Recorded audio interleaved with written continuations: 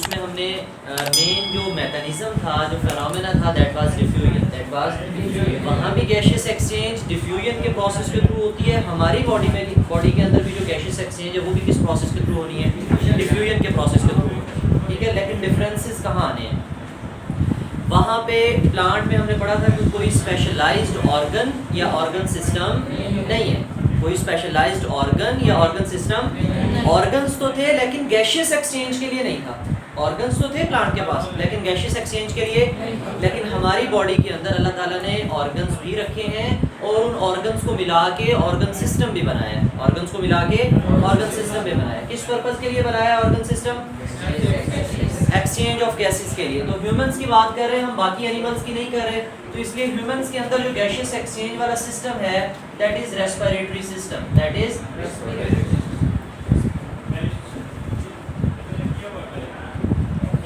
आप लोग बचपन से पढ़ते आ रहे हो, जैसे आपने सर्कुलेटरी सिस्टम के कंपोनेंट्स पढ़े थे। हमारी बॉडी में जो सर्कुलेटरी ब्लड वाला सिस्टम है उसके कितने कंपोनेंट्स थे? 3 ब्लड वेसल्स, हार्ट, 3 थे ना। इसी तरह रेस्पिरेटरी सिस्टम के कंपोनेंट्स पूछे जाते हैं आपसे। बेटा there are 2 components of the respiratory system. पहले है the air passageway, air passageway यानी हवा का रास्ता। एयर पैसेजवे मीन हवा का रास्ता। एंड लंग्स, और क्या है? लंग्स।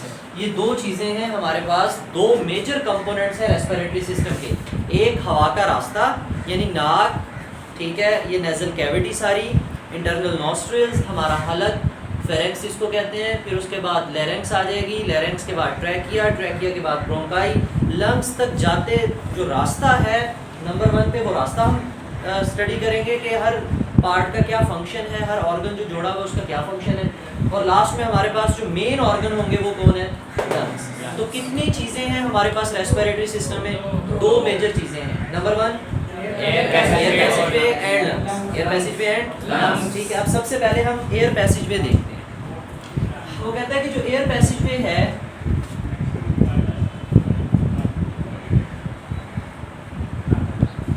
इकट्ठा भी लिख सकते हो, स्लैश डाल के अलग भी कर सकते हो। हवा का रास्ता ये क्या है? अब इसमें कौन कौन से हमारे मेजर ऑर्गन्स इन्वॉल्व हैं? सबसे पहले हम उनकी लिस्ट बनाते हैं। आपके पास एक्सरसाइज में एक शॉर्ट क्वेश्चन है, उसमें ये सिर्फ लिखा जाता है कि ट्रेस करना है आपने क्या करना है? ट्रेस करना है the pathway of the air, हवा का रास्ता आपने ट्रेस करना है। ट्रेस करने का मतलब होता है आपने बताना है कि कहाँ कहाँ से होके हवा जाएगी। यानी सबसे पहले हम मुंह से सांस लेते हैं, नाक के जरिए लेते हैं, नाक के जरिए लेते हैं मेन, ठीक है। हमारा जो रेस्पिरेटरी सिस्टम है वो लिंक है नेजल कैविटी के साथ। हमारा मुंह बंद भी हो तो हम किससे सांस लेते रहते हैं? अगर नाक ज़्यादा देर बंद रह जाए तो मुंह से सांस लेना आसान होता है, मुश्किल हो जाता है। यानी कि हम आर्जी तौर पे मुंह को तो यूज़ कर सकते हैं सांस लेने के लिए, लेकिन अगर फ्लू वगैरह हो जाए तो तंग आ जाता है बंदा तबीयत से, ऐसा ही होता है ना।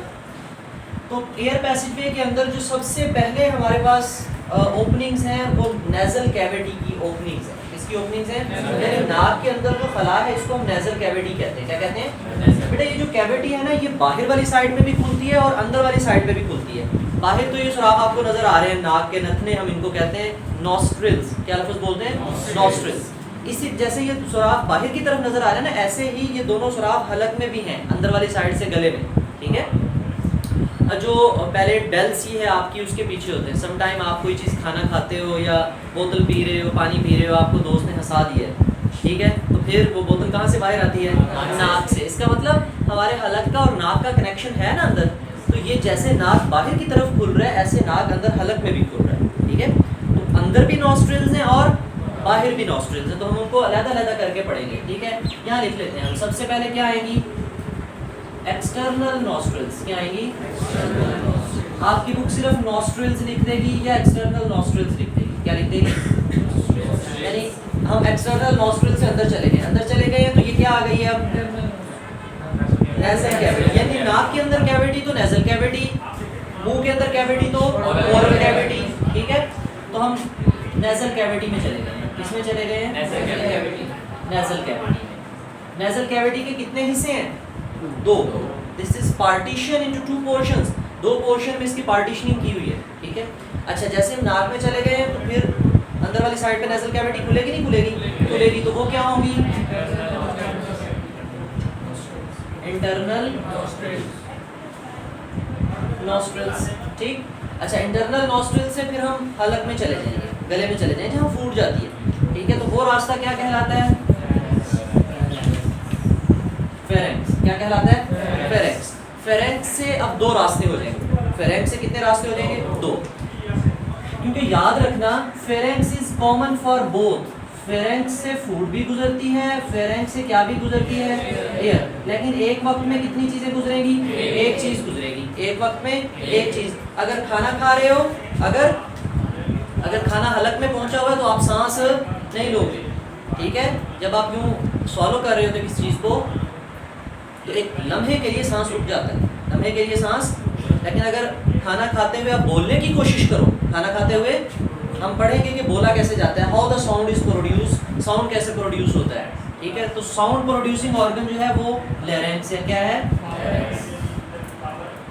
ठीक, क्लियर। अब लैरिंक्स वाली जो साइड है ये प्योर हवा के लिए, ये किसके लिए है? और आपको पता है फूड किस में चली जाती है? एसोफेगस में। एसोफेगस किसकी नाली है? और आग की नाली है, ठीक है। और जो हमारे पास लैरिंक्स है ये आगे जाके किस में कन्वर्ट होती है? ट्रैकिया। ट्रैकिया किसकी नाली है? सांस की नाली। ट्रैकिया किसकी नाली है? सांस की नाली, ठीक है। ट्रैकिया कहाँ होती है? ये ट्रैकिया हमारी, यानी हलक के यहाँ से शुरू होती है और ये जहाँ पे चेस्ट कैविटी स्टार्ट होती है, ये जो बोन आपको नजर आती है यहाँ तक, तकरीबन एक छोटे वाला जो स्केल होता है आपका 12 सेंटीमीटर। कितना? 12 सेंटीमीटर। यानी जैसे यहाँ तक आपकी ये नाली आती है, जैसे वॉशिंग मशीन का पाइप होता है पानी वाला, बिल्कुल वैसे ही रिंग्स लगे हुए होते हैं इस नाली के अंदर, कभी बंद नहीं होती ये नाली, ठीक है। हम इसकी फीचर्स पढ़ेंगे। चलें, यहाँ तक आ गई। जैसे ही अब हम यहाँ से नीचे जाएंगे तो इसका मतलब हम चेस्ट कैविटी में एंटर हो गए। कहाँ एंटर हो गए? Chest cavity. तो जैसे ही ट्रैकिया से हम चेस्ट कैविटी में उतरेंगे तो ट्रैकिया डिवाइड हो जाएगी। ट्रैकिया यहीं पे डिवाइड हो जाएगी दो हिस्सों में। कितने हिस्सों में डिवाइड हो जाएगी? दो हिस्सों में। एक राइट साइड पे चला जाएगा, दूसरा उनको हम ब्रोंकाई कहेंगे। क्या कहेंगे? ब्रोंकाई। सिंगुलर ब्रोंकस, सीरियस भी कह देते हैं। सिंगुलर क्या कहेंगे?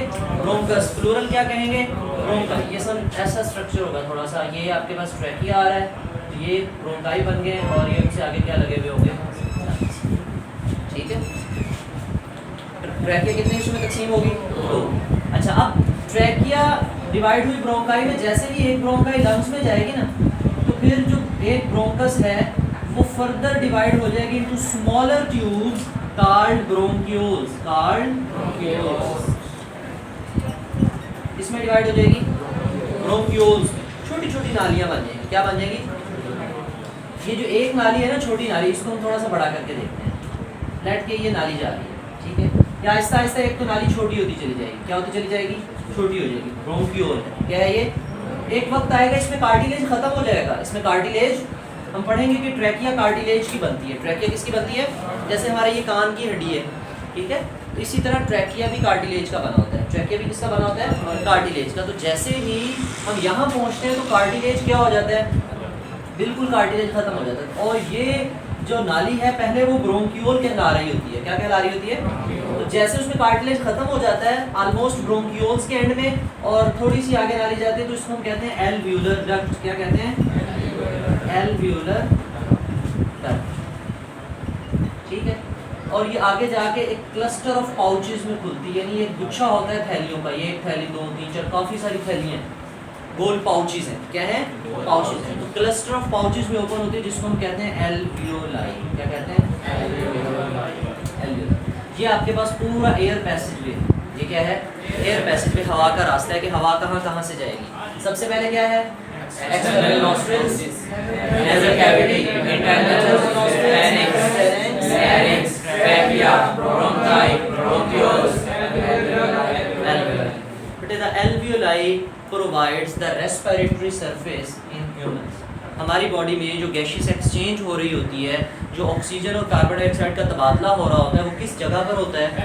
आपसे ये एमसीक्यूज पूछा जाता है, आपके बोर्ड के एग्जाम में भी एमसीक्यूज आता है कि gaseous exchange occurs in nasal cavity, trachea, bronchi, alveoli. तो किस में होती है गैसियस एक्सचेंज? ये प्लूरल है। अगर हम इसका सिंगुलर देखेंगे तो एल्वियोलस। क्या होगा? एल्वियोलस। ठीक, क्लियर ये बात है। अभी हमने सिर्फ किसको कंप्लीट किया है? Air passage. इसको कंप्लीट किया है? क्लियर? अच्छा, अब हम कहते हैं कि वन बाय वन इन तमाम का फंक्शन पढ़ते हैं। वन बाय वन इनका तमाम का फंक्शन। सबसे पहले हमारे पास एक्सटर्नल नॉस्ट्रल्स। तो एक्सटर्नल नॉस्ट्रल्स बेसिकली ओपनिंग है। ये भी क्या है? ओपनिंग। और ये भी क्या है? ओपनिंग। ठीक है। तो जो कोई भी ओपनिंग है वो किसी कैविटी की होगी। किसकी होगी? तो ये किसकी ओपनिंग्स हैं? Nasal cavity. यानी जब आपने नॉस्ट्रल की डिफाइन करनी है तो आपने किसकी बुनियाद पे लिखनी है ये डिफाइन? नेजल कैविटी की बेस पे। किसकी बेस पे लिखनी है? हम यहाँ पे लिख लेते हैं।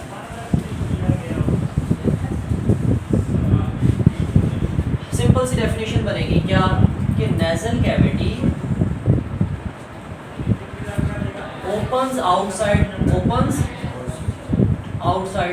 किसके थ्रू होती है? Outside through the openings called, क्या कह देंगे उन्हें?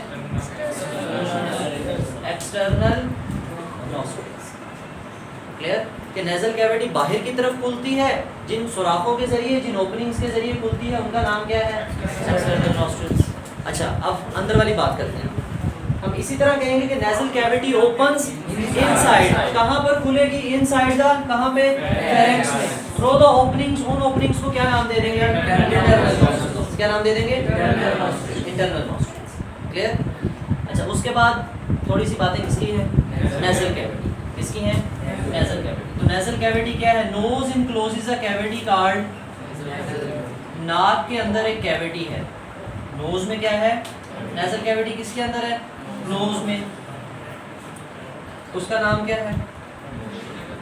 Nasal cavity. एक ही हिस्सा है या दो हिस्से? इसके दो हिस्से। ठीक है। तो पार्टीशन इनटू टू हाफ्स। दो हिस्सों में हमने इसको डिवाइड किया हुआ है। दो हिस्सों में हमने इसको डिवाइड किया हुआ है। ये कार्टिलेजिनस बोन है जो इसको डिवाइड कर देती है, जो इसको क्या कर देती है? अब वो कहते हैं नाक के नेजल कैविटी में होता क्या है? नेजल कैविटी में बेटा दो चीजें होती हैं। क्या होते हैं? हेयर्स। क्या होते हैं? हेयर्स, बाल होते हैं। दूसरा म्यूकस। दूसरा क्या होता है? म्यूकस।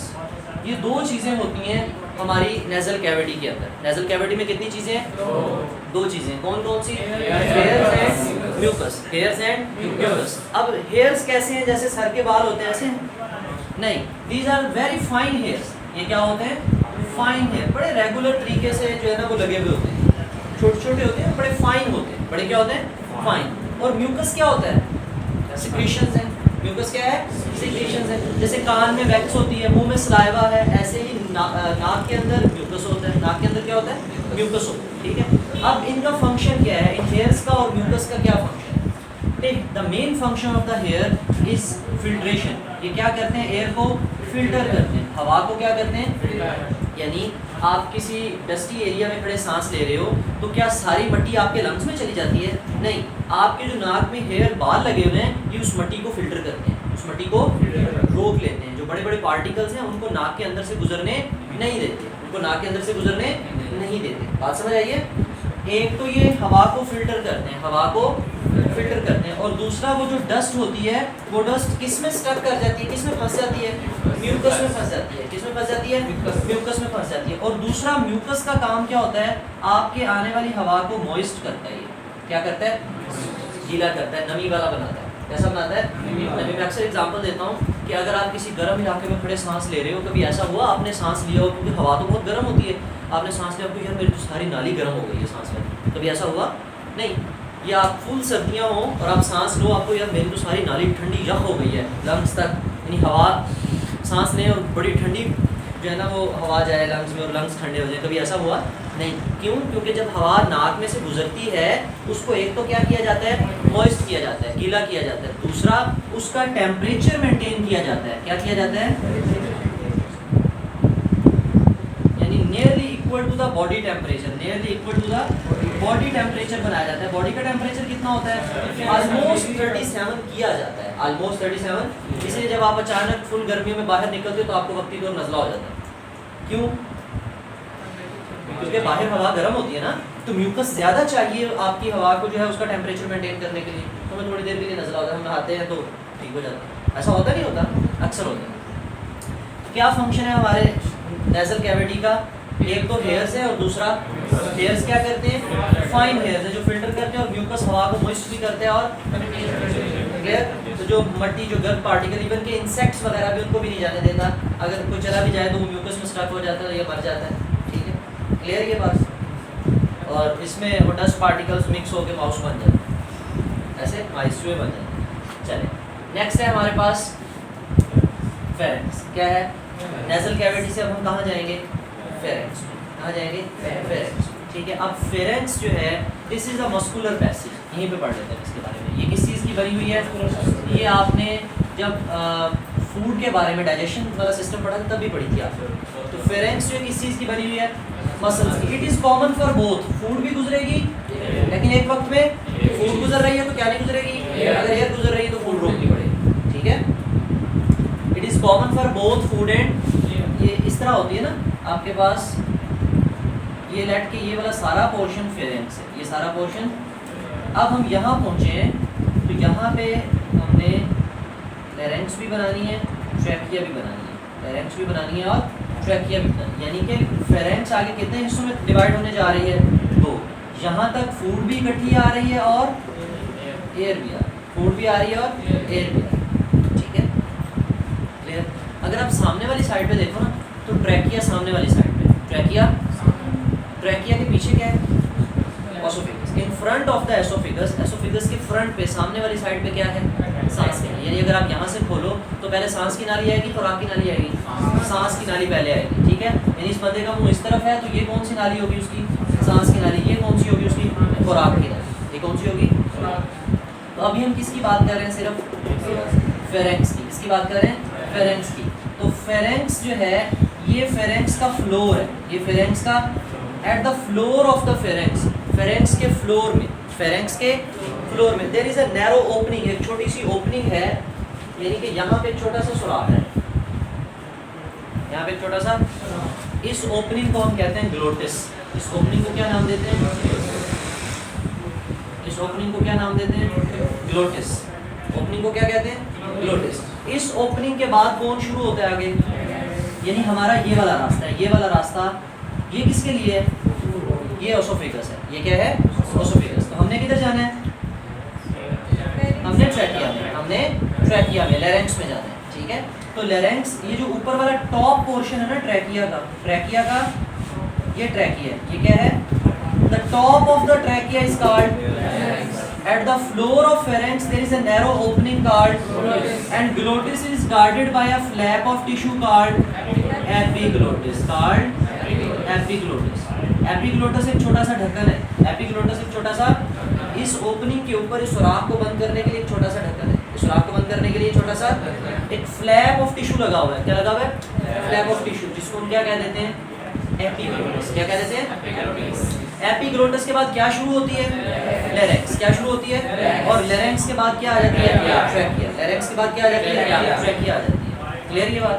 आज हमने सिर्फ जो है वो फेरेंक्स तक पढ़ा, कहाँ तक पढ़ा है, अभी हमने लेरेंक्स के बारे में बातें कि larynx is also called voice box, larynx is also called voice box. तो यहाँ से हम जो है यहाँ तक कल कंप्लीट करेंगे, नेक्स्ट अभी यहाँ तक रेडी कर लेते हैं। दिखाओ जरा,